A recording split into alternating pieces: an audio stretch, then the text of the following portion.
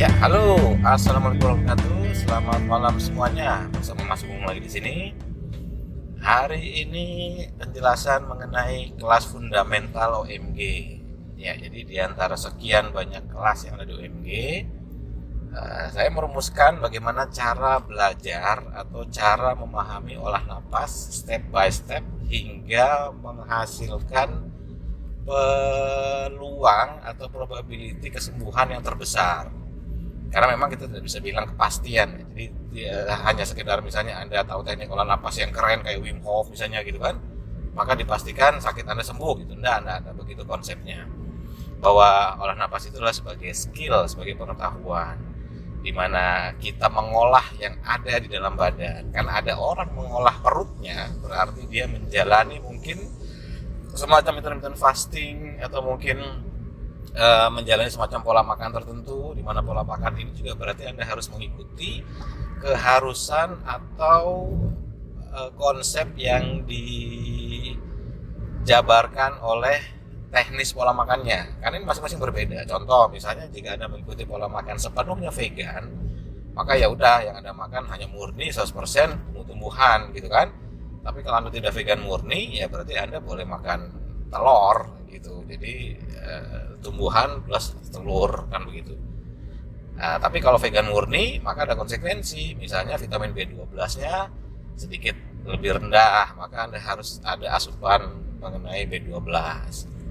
Jika misalnya Anda mengadopsi katakanlah carnivore diet di mana Anda tidak makan karbo sama sekali, tidak makan sayur, tidak makan buah, tidak makan bumbu gitu kan.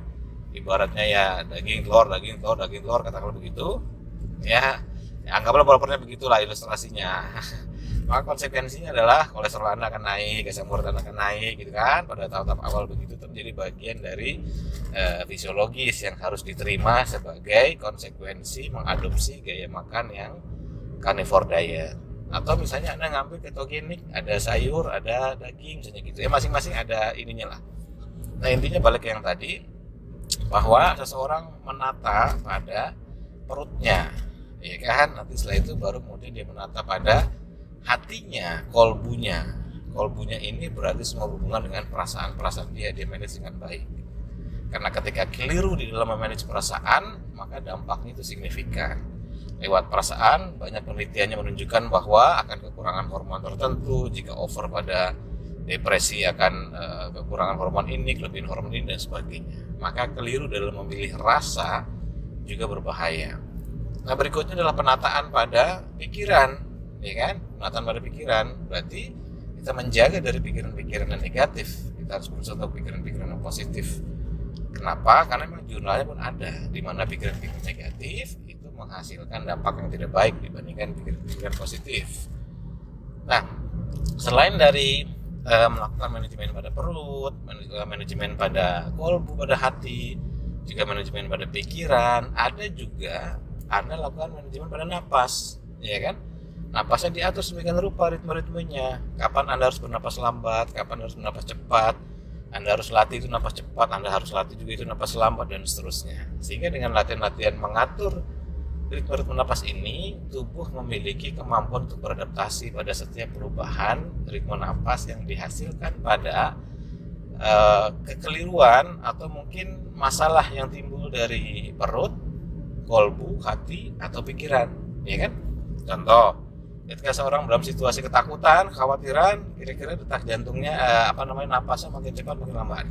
Ketika seorang overthinking, kalut, aduh dia banyak pikiran, besok ini harus deadline, ini sel saya nggak mati-mati, setiap hari bertumbuh terus, makin gede, sementara saya harus kerja dan sebagainya, pikiran terus begitu. Maka detak jantung biasanya makin cepat, laju bernapas itu makin cepat.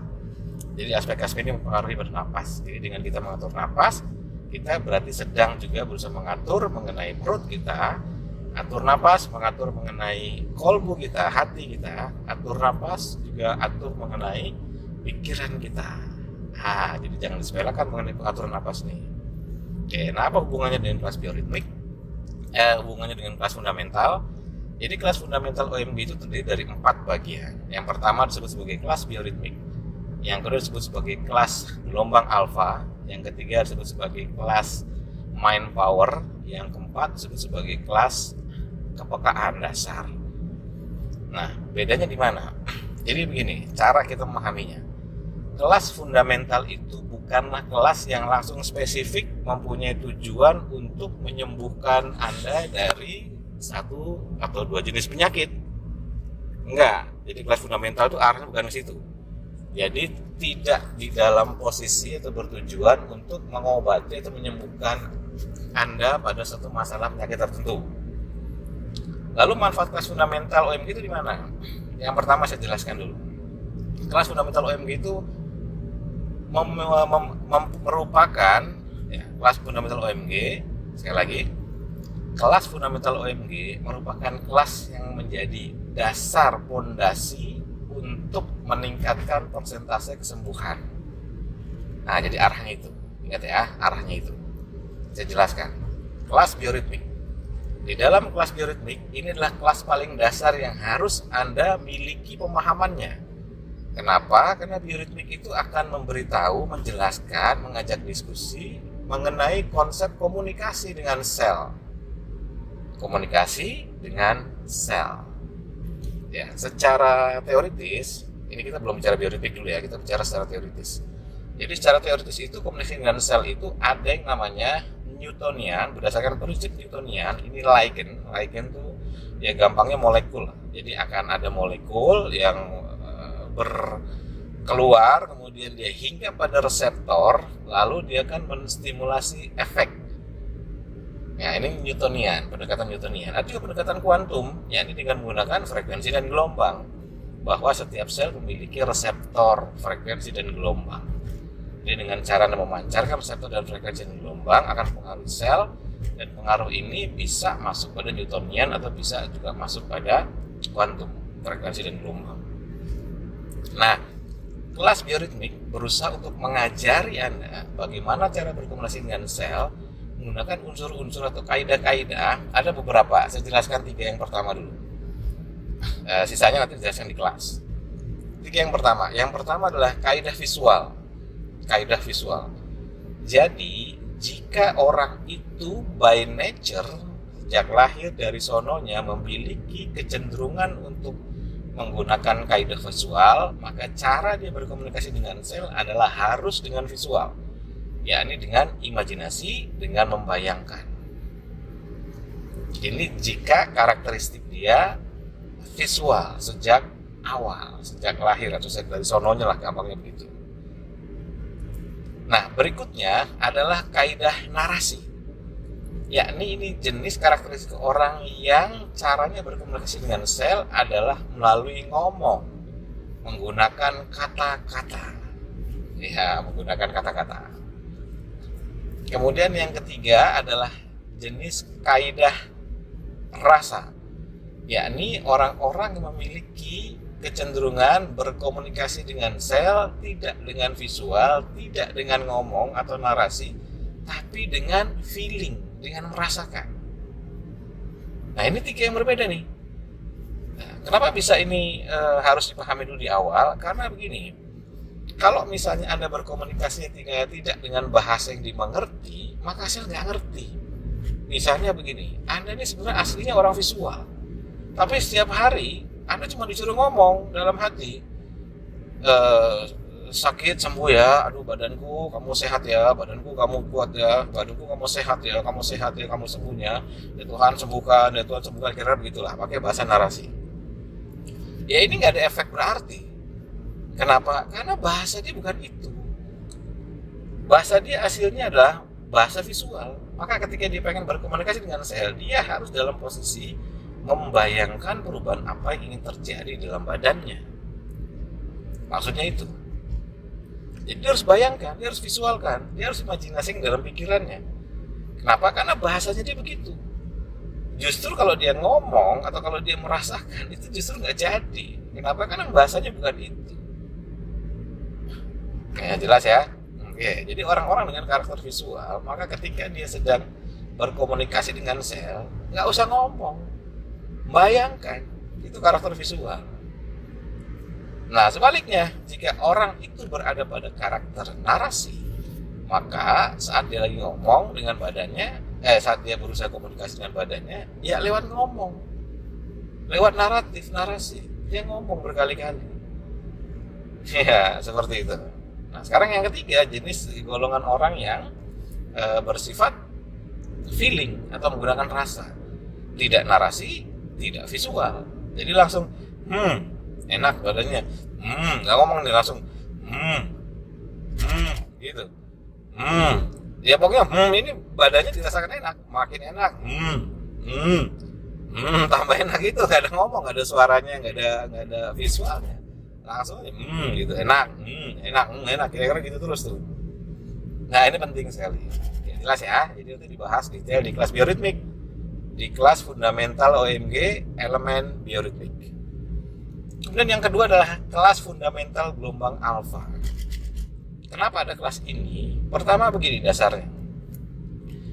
Otak kita jika dilihat secara struktur gelombang itu ada 5. Delta, theta, alfa, beta, gamma. Masing-masing dari gelombang ini memiliki karakteristik kesadaran tertentu yang mewakili kesadaran tertentu. Nah, alfa dipilih karena ini mewakili kesadaran ketenangan. Hening, ketenangan itu ada dalam posisi alfa. Jadi ketika otak Anda sedang dalam posisi alfa, maka kita bisa bilang bahwa Anda sedang tenang pikirannya. Begitu, sedang tenang gitu kan. Nah, ketika sedang tenang, baru setelah itu jika Anda memahami kaidah bioritmik, ngomong dengan bahasa yang Anda kuasai, ya kan? Lo kenapa Mas harus ngomong di dalam kondisi tenang? Lo bayangkan kalau misalnya Anda pikiran kalut, hati kacau gitu kan, nggak menentu, terus disuruh ngomong, mesti rusuh tuh omongannya itu, pasti kacau, ya kan? Hatinya lagi nggak beres, lagi khawatir, lagi ketakutan gitu kan, lagi deg-degan, kemudian pikirnya lagi nggak menentu, terus Anda suruh cerita misalnya gitu, suruh ngomong gitu, mesti ngawur.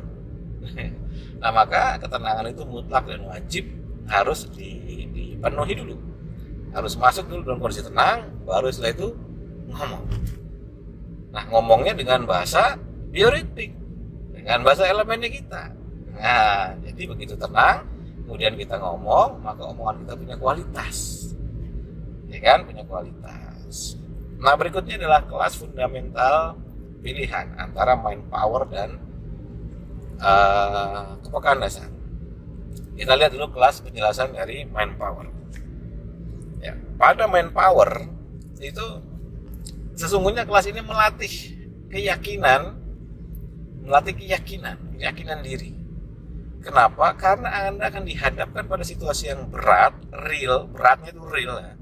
Bukan bohong-bohongan, bukan membayangkan, bukan. Kan Anda latih pakai barbel yang betul-betul berat.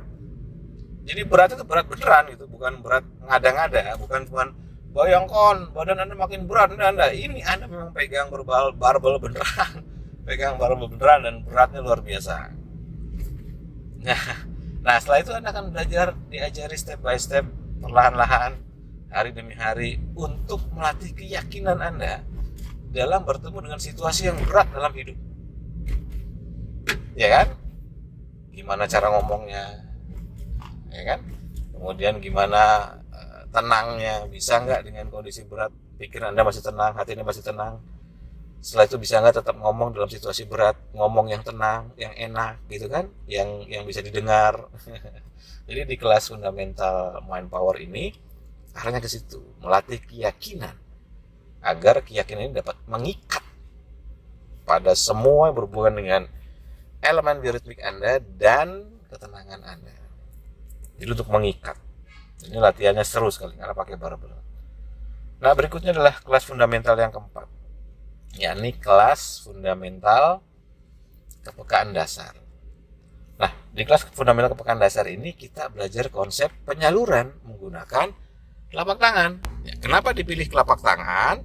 Adalah karena dia wilayah atau area yang selalu dan sering dipakai, yang selalu dan sering dipakai oleh kita dalam situasi kapanpun. Nah, selalu dan sering dipakai oleh kita dalam situasi kapanpun. Maka kepekaan pada telapak tangan ini harus dinaikkan. Ingat, telapak tangan itu dipakai pada saat Orang sakit dilus-elus pakai telapak tangan, ya kan? Orang jatuh cinta saling pegangan tangan, ya telapak tangannya saling bersentuhan, ya kan? Anda misalnya meraba-raba, ya pakai telapak tangan. Nggak mungkin orang sayang-sayangan pakai punggung misalnya, atau pakai bahu, nggak mungkin. Jadi tetap pakai telapak tangan. Nah, makanya harus difokuskan, harus dilatih kepekaannya, supaya energi yang dapat dirasakan pada telapak tangan ini dapat mengalir untuk ketika ditempel pada badan terjadi efek penyembuhan. Maka silakan ditonton video kelas kepekaan di mana penggunaan telapak tangan digunakan untuk menjadi sarana penyaluran energi pada studi terhadap tikus yang diberikan sel kanker. Lalu dalam waktu sekian minggu, terapis yang melakukan penyembuhan menggunakan telapak tangan ini, healing by touching, menyembuhkan dengan menyentuh, itu ternyata 87,5% tikusnya itu sembuh dari kanker. Ajaib kan? Padahal yang melakukan ini bukanlah seorang terapis beneran, tapi hanya orang yang biasa saja dan bahkan orang skeptis. Tapi ternyata bisa. Maka begitu Anda punya keyakinan ketika latihan di kelas Mind Power itu diikat dengan keyakinan, maka mestinya efek kepekaan Anda menjadi lebih besar lagi karena Anda punya keyakinan. Keyakinan ada dua, keyakinan pada diri sendiri dan keyakinan pada Tuhan Yang Maha Esa. Yang keyakinan terbesar adalah keyakinan terhadap Tuhan Yang Maha Esa. Jadi itu dilatih di kelas kepekaan. Harapannya Anda bisa meningkatkan persentase kesembuhan. Jadi sambil latihan teknik apa saja, metode apa saja, tempelkan pada bagian sakit, lalu latihan napasnya. Kemudian sambil ngomong, ya kan? Dengan kondisi pikiran yang tenang. Setelah itu Anda yakini apa yang Anda lakukan itu akan berhasil dan it's already happened. Itu sudah terjadi. Bukan akan terjadi, itu sudah terjadi. Jadi diyakini seperti itu. Nah, dengan cara seperti ini maka persentase peningkatan kesembuhan pada kelas bioritmik Anda, pada kelas fundamental Anda semakin tinggi. Persentase penyembuhan pada kelas-kelas lain yang Anda ambil juga menjadi semakin tinggi. Itulah dasar di kelas fundamental ini dibagi menjadi 4. Silahkan jika Anda tertarik, Anda bisa ikut kelas fundamental bioritmik. Ini yang pertama harus Anda ikuti. Setelah itu Anda ikut kelas fundamental gelombang alfa, dan berikutnya Anda ikut kelas fundamental mind power, dan terakhir Anda ikut kelas fundamental kepekaan dasar. 4 dikuasai. Tes saja, ambil kelas apa saja. Silakan kelas 21 hari boleh, yang biayanya lebih murah gitu kan. Nah, atau mungkin kelas glutathione atau kelas mata, silakan. Lalu praktekkan kaidah-kaidah dan prinsip-prinsip ajaran yang disampaikan pada kelas fundamental itu, terapkan, gunakan pada kelas apapun yang Anda ambil, maka hasilnya akan dahsyat luar biasa. Mantap. Bersama Agung di sini. Sampai ketemu di kelas fundamental OMG. Assalamualaikum warahmatullahi wabarakatuh. Selamat malam semuanya.